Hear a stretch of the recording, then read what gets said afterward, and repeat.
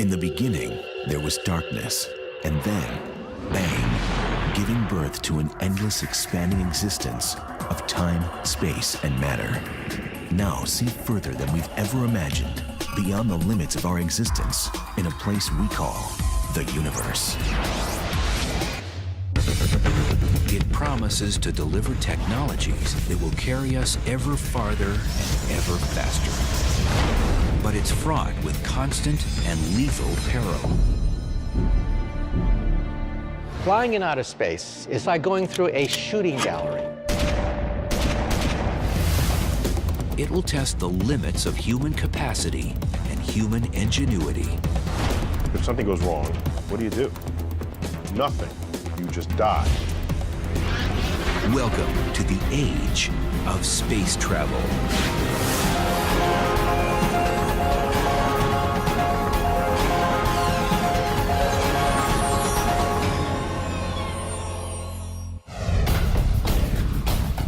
In ways scarcely even imagined, the steady hand of progress is poised to deliver humanity to the heavens. For ages, the mysterious splendor of the universe has enticed us from its remote heights. At last, its mysterious temptations are within reach, and man's destiny can be fulfilled.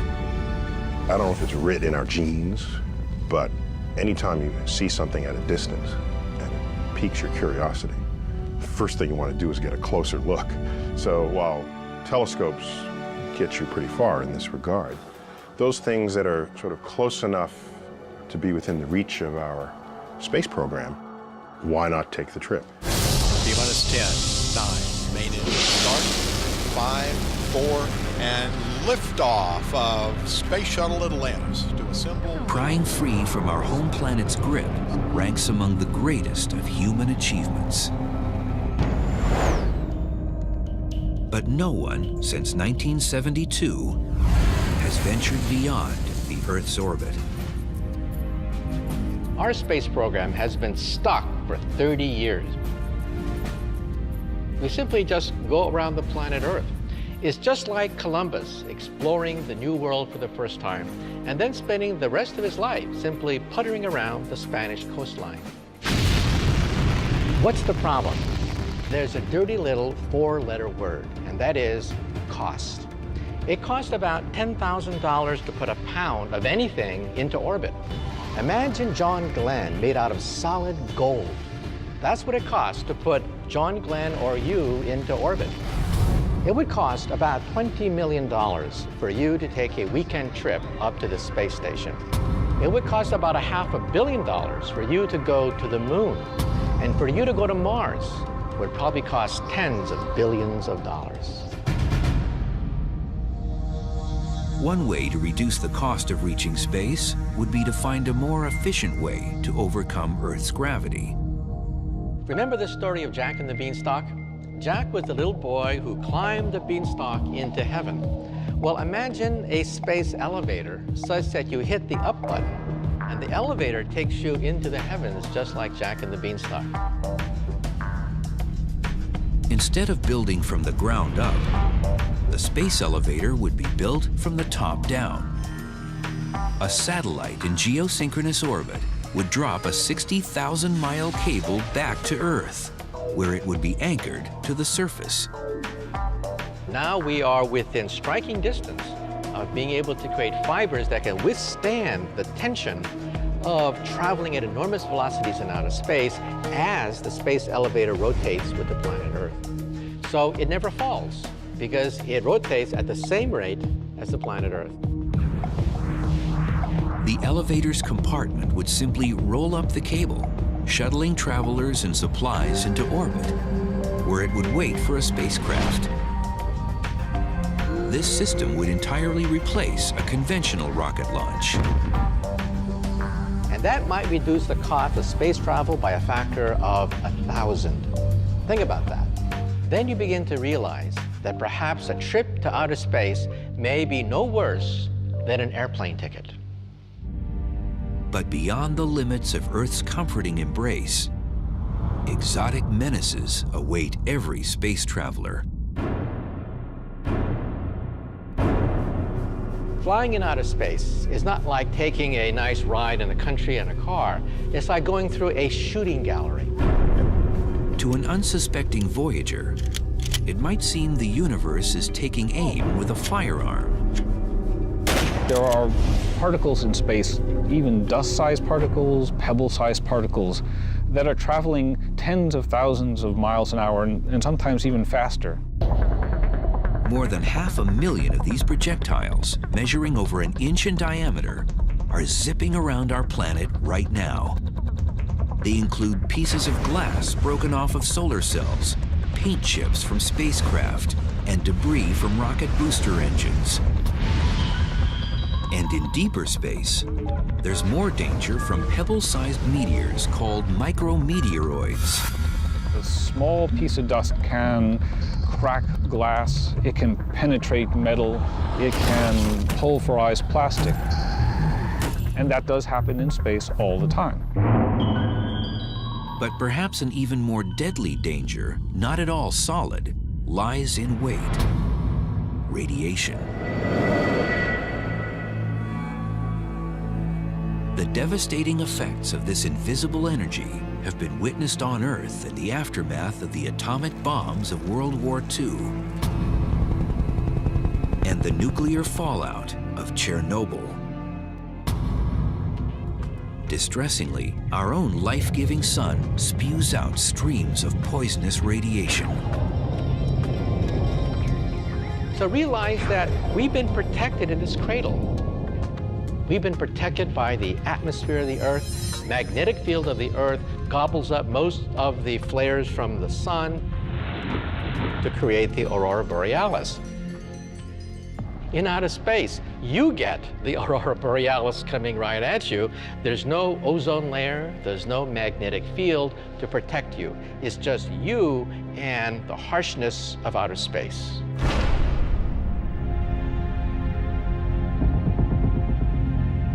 At our home planet's distance from the sun, roughly 90 million miles away, several 100 million solar particles pass through each square inch of space every second around our Earth.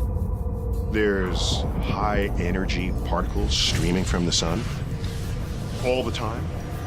But every now and then there's an extra dose of these particles. The sun burps up high energy radiation. That's bad too. That level of radiation is never good for one's DNA.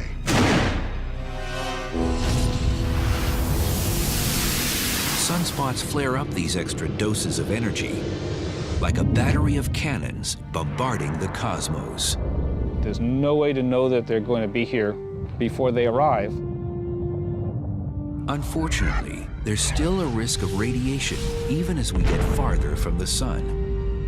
That's because another invading energy lurks. Known as galactic cosmic rays, they hail from the distant alien worlds of exploding stars and black holes. Galactic cosmic rays are particles that are traveling at speeds very close to the speed of light. Even a single particle of iron slamming into your body can have the effect of a Major League Baseball at 100 miles an hour. They can be devastating. Although heavy iron particles are rare, outside of the protection of a spacecraft, such as when an astronaut performs a spacewalk, thousands of galactic cosmic rays do penetrate the body every second. Every 24 hours, the galactic cosmic rays and solar particles attack a space traveler with as much radiation as a surface dweller on Earth receives in 6 months.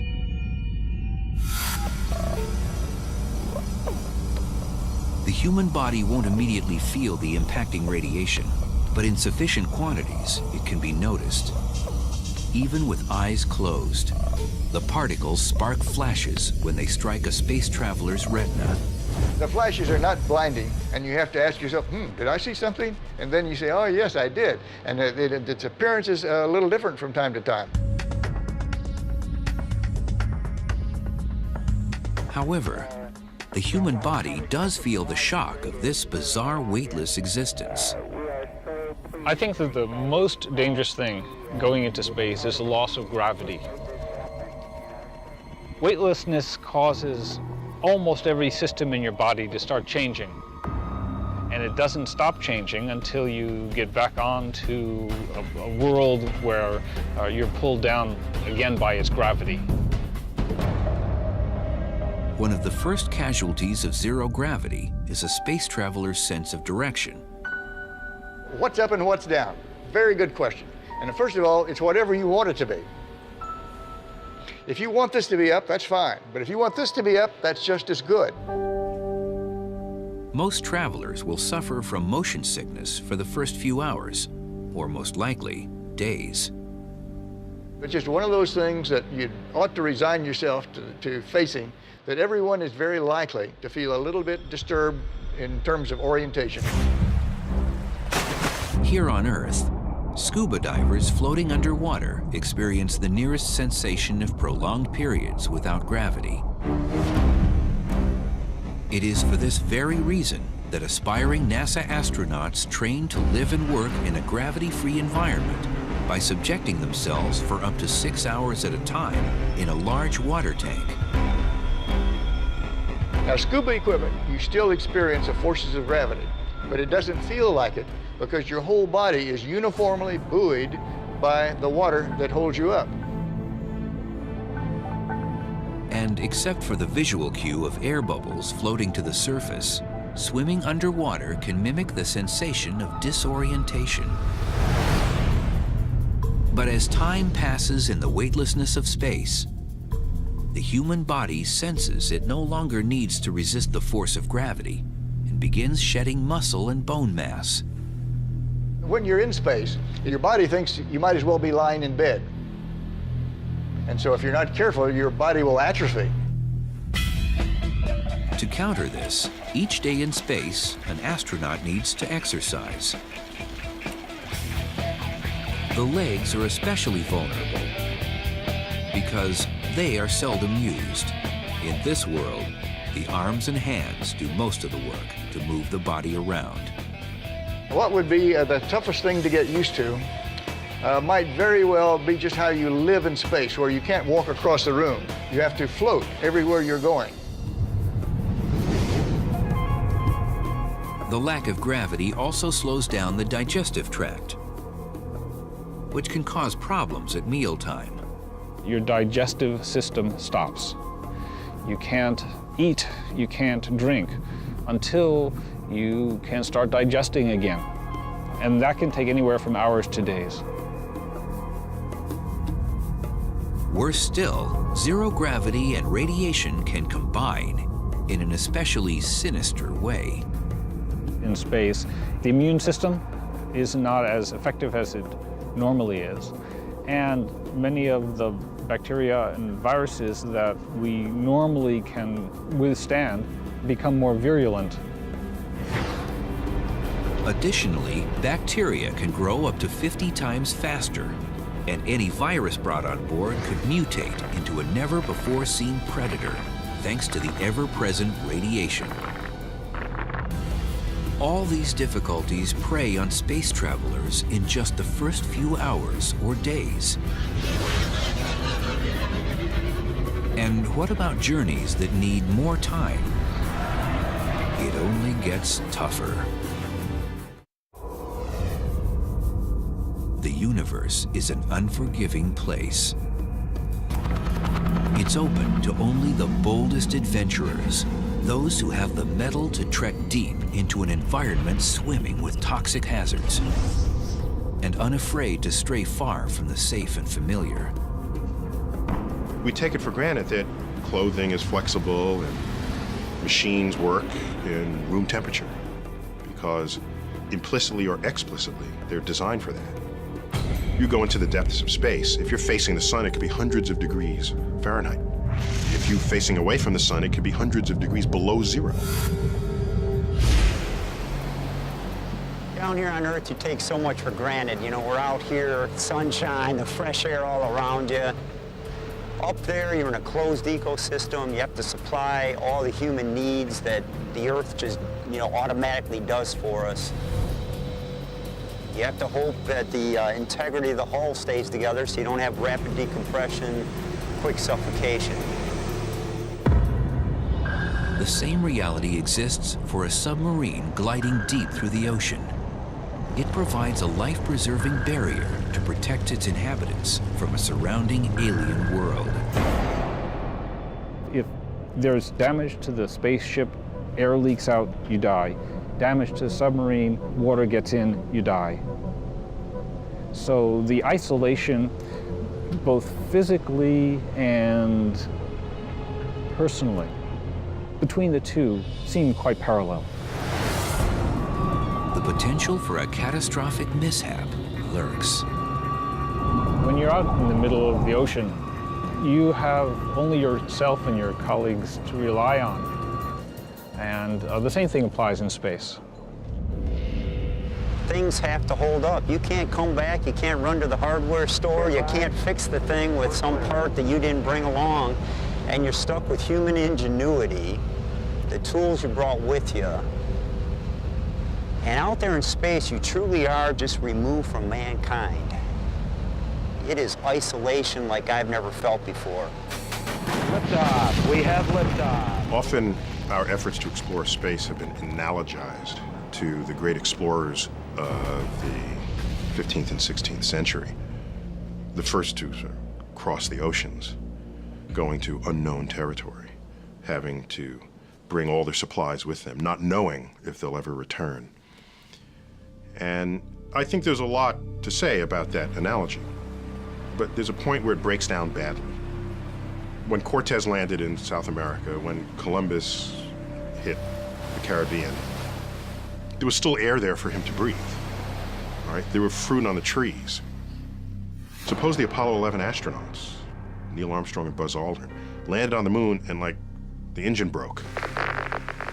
Okay, Houston, we've had a problem here. What do? Nothing. You just die. There's not sort of an engine tree that they can pluck parts from to repair their ship. So the hazards are vastly greater to human health in space exploration than traveling anywhere on Earth's surface. There won't be any service stations in case you break down, run out of gas, or need something to drink. One of the challenges of space exploration is either carrying along with you all the supplies you need, water, food, oxygen, or finding some way to manufacture that en route or at your destination. We're not there yet. We don't know how to do that yet. And so one hazard is if something goes wrong and you run out of food and water and shelter, that's bad. You'll die. Every sip, every drop of water is precious. On a space voyage, there will be no such thing as a shower. The only option will likely be a wet cloth. This is quite a change from the 130 gallons of water each American consumes in just one day. The cuisine on board would take some getting used to as well. For a few days, you can take fresh fruits and fresh vegetables, carrots and apples and things like that. For the longer missions, though, you have to have storable foods that can, stay for long periods of time without spoiling and going bad. And yet, astronauts agree that enduring the myriad of risks is a small price to pay for the chance to witness the wonder of the cosmos in person. 1500's 2.3. I know how they felt because they report things like, well, you could hold up your finger and you could block out the Earth with your thumb. And it kind of gave them an entire new perspective of how amazing this little blue marble the Earth is and how precious it is in this vast solar system.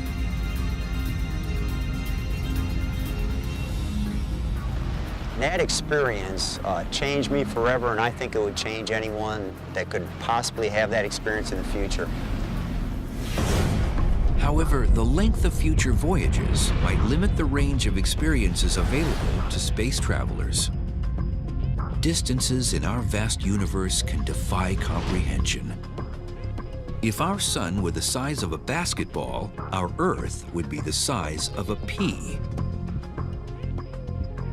If they were placed in Central Park, the nearest star would be another basketball almost 5,000 miles away in Hawaii. One of the prerequisites you might have for a space mission is that you're alive when you arrive at your destination. So you'd want your space missions to be small compared with the life expectancy of a human being. And right now, that pretty much limits us to the planets and possibly comets and asteroids, if we include those as places we might visit. The brutal, scathing landscapes of the solar system's inner planets, Mercury and Venus, do not make for tempting vacation destinations. Temperatures on Venus can exceed 900 degrees Fahrenheit, and the crushing air pressure is equivalent to being submerged in 3,000 feet of water. That leaves all points further out from the sun for potential exploration.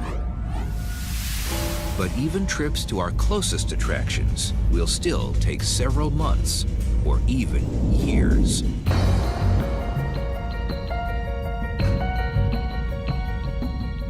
About 139 million miles separate the orbits of Earth and Mars. But since each body circles the sun at different speeds, the distances with respect to each other change continuously. The problem with going to Mars is that Mars and the Earth only line up about once every 2 years. With current chemically propelled rocket technology, a flight leaving from Earth for the Red Planet in 2018, when the two bodies are on the same side of the sun, could take 104 days, less than 4 months. After a 40-day stay, the return trip would require a little more than 6 months. That's an entire year to make one round trip.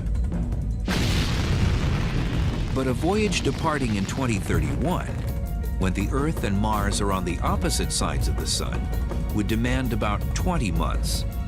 Nearly 2 years of travel time. That's 1 to 2 years away from any lifeline.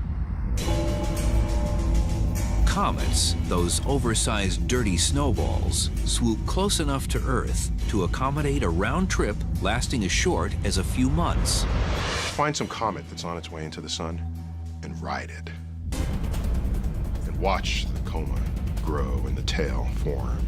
And watch the sun first slowly, but then rapidly get larger and larger and larger. And you swing around the backside and come out. It's got to be the most fun tour of the solar system you can come up with.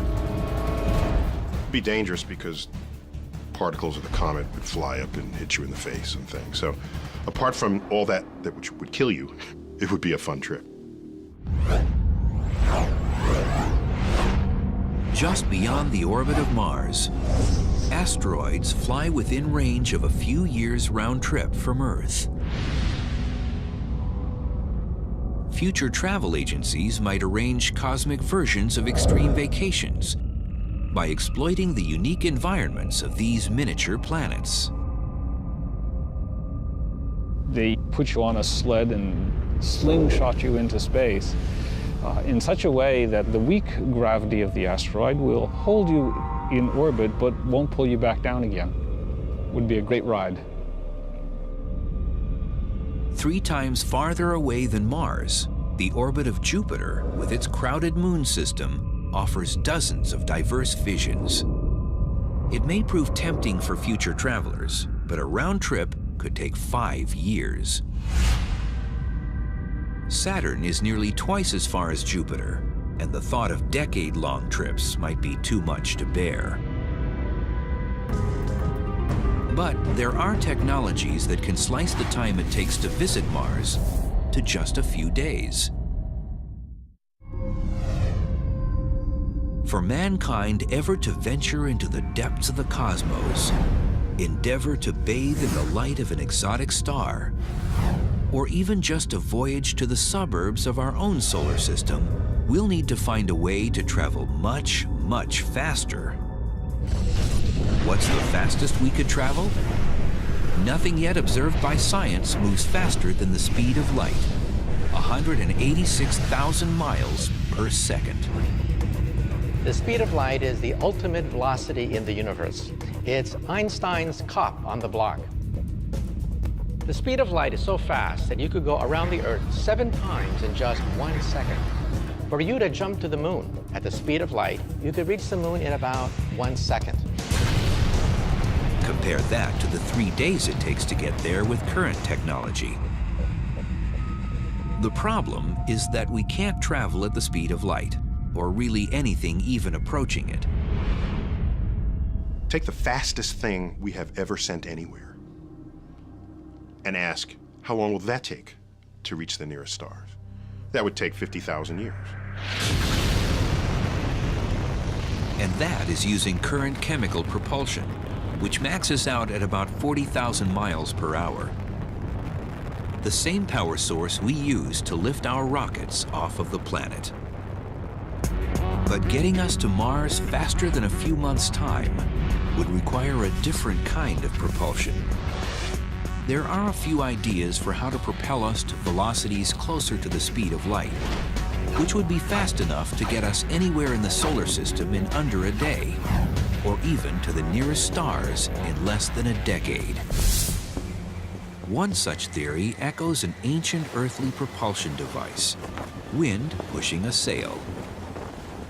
It was Kepler, that great astronomer, who first wrote down in his notes the possibility of using sails to sail in outer space.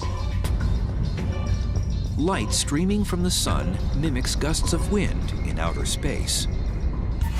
This solar wind is what creates a comet's tail as it nears the sun. However, sunlight scatters in all directions, and as the distance from the sun doubles, its power reduces by a factor of 4. With a little help from the moon, there is a manner in which light could be focused in one direction. If we have a battery of laser cannons on the moon, firing in synchronization at a solar sail, we may be able to propel it to about perhaps half the speed of light. Now, lasers do diffuse with space. For example, if I have a laser on the Earth and I shine it to the moon, it does not create a spot on the moon. The spot is about 5 miles across on the moon. These sails, however, would be huge. Now we're talking about astronauts, perhaps spending months in outer space, designing a sail hundreds, maybe even thousands of miles across, sufficiently light and durable in order to capture light from a battery of laser beams on the moon. But solar sailing limits space vessels to destinations within our solar system. One alternative gets around this problem by tapping into hydrogen, the most abundant element in the universe, as a propulsion source. My favorite design to take us to the stars is the ramjet fusion engine. The ramjet engine has a gigantic scoop in the forward direction that gobbles up hydrogen gas as it moves in deep space. It collects the hydrogen gas and then fuses it, just like the sun, and shoots out a huge stream of ions out the other end. And on paper, it looks fantastic. On paper, it looks as if a ramjet fusion engine could go on forever, simply using up the hydrogen that is found naturally in outer space. Unfortunately, scientists have not yet been able to achieve a hydrogen fusion reaction capable of propulsion in tests. But another potential fuel source, one that seems to come right out of science fiction, has already been created in laboratories.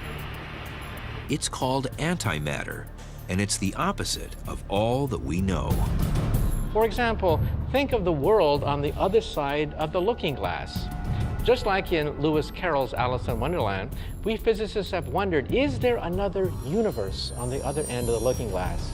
A parity-reversed universe where left becomes right, right becomes left. In an anti-universe, charges are reversed.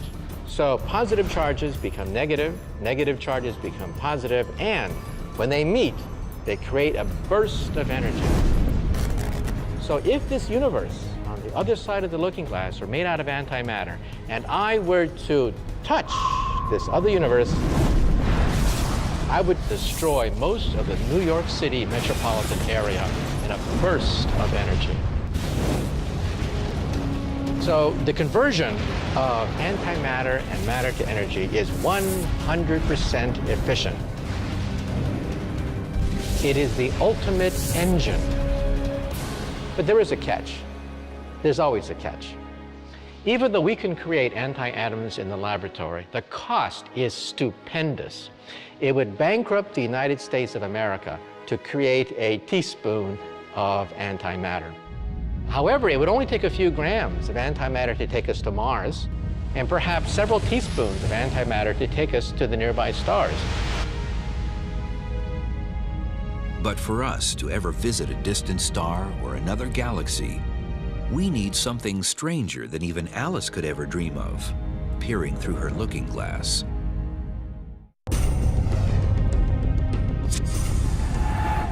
Scientists continue the quest for a propulsion method to carry us ever deeper into space. But even achieving light speed won't allow us to get very far. Light's fast, but the universe is huge. So even if we could ride on a beam of light, if we wanted to cross the galaxy, the way they do in all the science fiction programs, it would take 100,000 years to do it. And even at light speed, traveling to the nearest galaxy would take several million years. And if light speed is the ultimate speed limit of the universe, it seems we're doomed to confinement in our galactic neighborhood. What we're desperate for is some new understanding of the fabric of space-time that will allow us to somehow warp it, distort it, so that you can take shortcuts. And of course, that's what they do in Star Trek when they turn on their warp drives. They want to get from one side of the galaxy to the other. All they do is invoke the warp drive that warps the fabric of space, and then they take a little shortcut right there. They cheat, basically. Everybody knows Einstein's famous dictum, you cannot go faster than the speed of light. However, there's a footnote to it. You see, Einstein left open the possibility that you can fold the fabric of space and time itself so that you effectively take a shortcut through the universe. Think of a carpet. If you want to go across the carpet, that's the old-fashioned way. You can also get a lasso a table on the other side of the carpet, and then drag the table toward you so that you collapse the space in front of you. In a nutshell, Einstein says the bigger the mass, the bigger the bending of space and time. If you can concentrate enormous amounts of energy at a single point, comparable to that of a black hole or a huge gigantic star, you are literally warping the fabric of space and time. You simply hop across to the nearby stars. So in other words, you did not really go to the stars. The stars came to you because you are compressing the space in front of you. The massive amount of energy or mass needed to create such a warped curvature of space seems beyond comprehension and perhaps beyond human capability. There may be an alternative.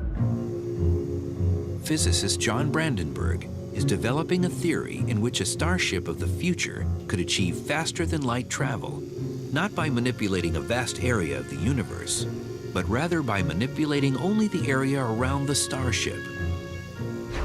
The trick is to have a starship imitate a curious particle that so far only exists in theory. It's called a tachyon. It's a particle with a different twist. Light itself always moves at the same speed. Tachyons, on the other hand, can go infinitely fast. They just can't go slower than the speed of light. They look at the speed of light as a lower speed limit that they cannot violate. If they do exist, tachyons can outrun the speed of light because they have what physicists recognize as imaginary mass. An imaginary value can be visualized in the spin of a struck tennis ball. Its spin can cause it to bend and move in a manner that an observer might not expect to see from its initial point of contact. In the same way, a tachyon is unseen by the universe and can break its speed limits. Brandenburg proposes altering the space-time surrounding a starship with a powerful electromagnetic field so that the ship moves through space like a tachyon. It would operate like a stealth aircraft, invisible to radar, unseen by radar operators. So if one can achieve this control of the space-time around this ship, one can essentially make it an imaginary object. In a technical way, that means it's moving faster than light. You're basically disconnecting yourself from the rest of the cosmos. It could grant the traveler the ability to go anywhere in the universe in the blink of an eye, as if a multitude of doorways suddenly appeared. A doorway you step into and then you step out somewhere down the hall so fast that it didn't seem like you had time to move anyplace. That's an imaginary connection in space-time. And you've changed yourself, not space-time. No one may know how fast or even where such a space vessel could travel. Which door to go into, which door to come out of. That's the trick. But voyaging through the Hall of the Universe isn't possible without first overcoming one of its fundamental forces, the one that shackles us to our home planet. Getting away from the Earth's gravitational field. That's the first thing that we have to do. 10, 9, 8, 7, 6. For an object to 5, break away from Earth's gravitational 3, pull, 2, 1. We have ignition and liftoff of NASA's new it must Horizon achieve a velocity of 17,500 miles per hour.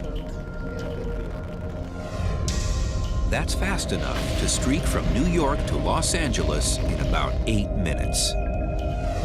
There's no other way to do it, at least that we have now, other than brute force. While a theoretical space elevator can climb away from Earth's gravitational pull, a rocket must outrun it with the brute force provided by the explosive chemical reaction of burning fuel. Chemical power is what drives today's rocket engines. Every time you burn something, that's chemical power. Every time a rocket engine ignites, that's chemical power. Every time you start your engine in your car, you're using the chemical energy stored in the gasoline. The fuel alone can burden a spacebound craft with up to 90% of its total weight.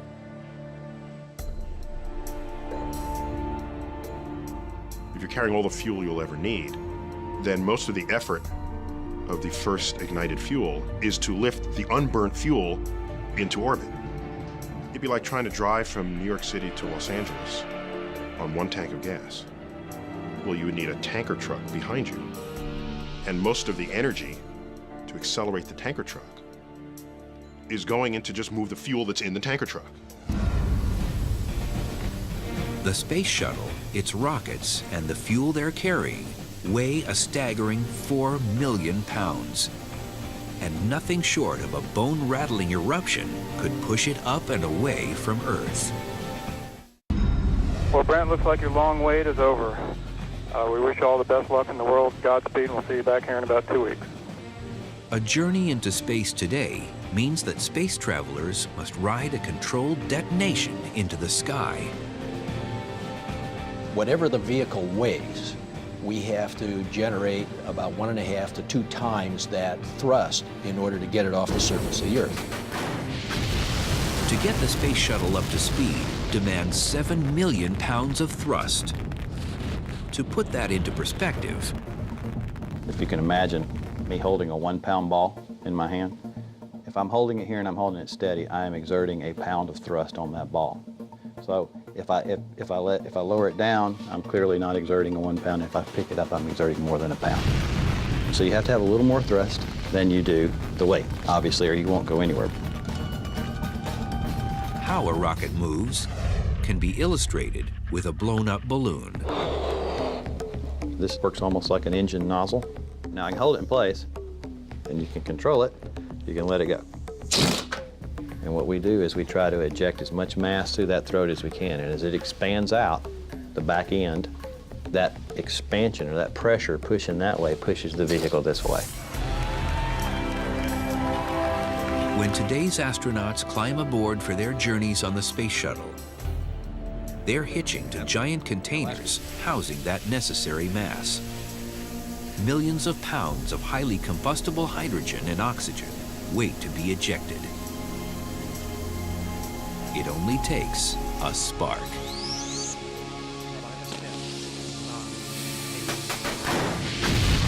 The main engine starts 6 seconds before takeoff.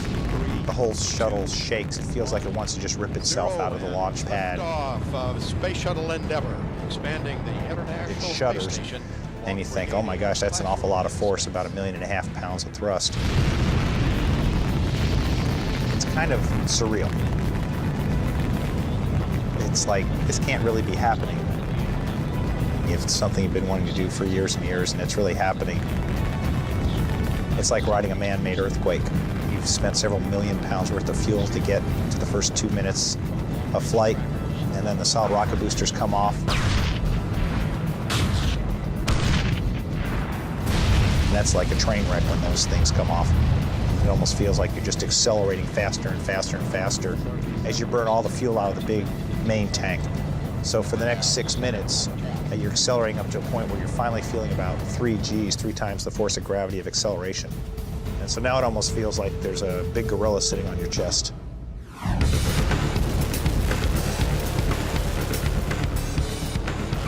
A drag racer who accelerates from 0 to 100 miles per hour in 2 seconds will feel G-forces similar to those experienced by astronauts. As the vehicle keeps accelerating and you're watching the speed tick by in thousands of feet per second until you get to 25 times the speed of sound. Then there's a cutoff, and then everything's floating. And now you're in space. So space isn't very far away. It only takes about 8 minutes and 30 seconds to get there. The next model for venturing into the great beyond and reaching new worlds will begin first with a visit to an old friend. Although not quite yet a space elevator, NASA's mission to return to the moon builds on the idea of Earth orbit as a base for farther voyages. NASA's Constellation program, a successor to the legendary Apollo program, aims to plant boots on the moon by 2020. 2 separate rockets form the foundation of the plan. The unmanned Ares 5 rocket, towering taller than a football field standing on its end, will carry the lunar lander, supplies, and an Earth departure rocket into orbit, where it will wait for the astronauts. The Ares 1 rocket will deliver the crew to orbit aboard a capsule. It will then rendezvous with the Earth departure rocket and blast to the moon. We can take more supplies, more commodities to the moon. That's what this tandem system provides for us. Instead of Apollo, which only allowed us to go for 1 or 2 days at a time and then come back. Will we ever find a way to surpass the bold achievements of the Apollo program? Will we ever cross the vast expanse of the cosmos as quickly and effortlessly as we travel to another city or another continent? We must if we are to survive as a people. If we stop exploring, we have learned time and time again throughout history that those societies basically tend to wither up and die. It's a part of what we are, it's a part of what we leave to our children and their children. It's who we are and it's what we do.